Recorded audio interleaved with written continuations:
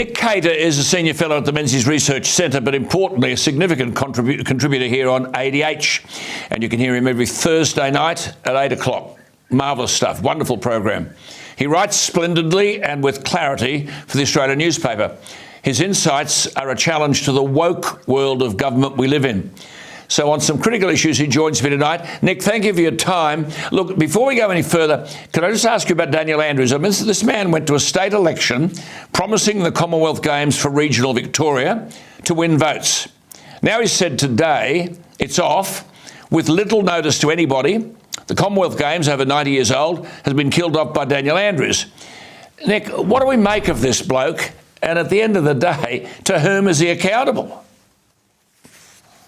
Well, he's accountable to the Victorian electorate, and I hope they bear that in mind next time they go to the polls, Alan. Look, I could see this coming a mile off. The man is spending so much money on his pet projects, like, outer suburban rail. I mean, why? I mean, this is costing millions and millions. In the end, even the socialists, as you know, run out of other people's money. And I guess that's what's happened here.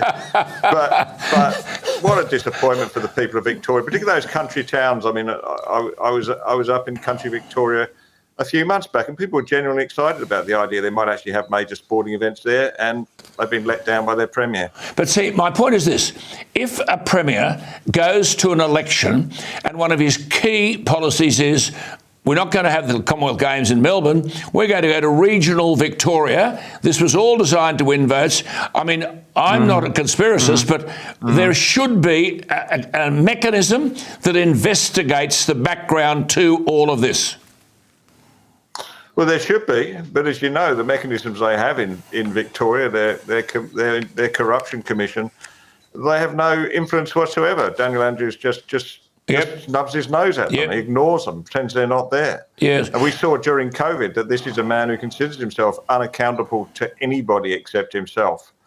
He's a man with no conscience, no sympathy or compassion for the plight of ordinary people. He wouldn't care less what he's done to those towns. Those towns where kids were training, they get inspired by watching their heroes in action. Their hopes have been dashed, but he doesn't care. I mean, he's just all about Daniel Andrews and his own power base, isn't it? And we should know, dead right, Nick, and our viewers should know, remember, this is a bloke who's pro-China, he's anti-West, he's bankrupted the state of Victoria, locked it down more than any other in the world, and now this. And this is just authoritarian rule.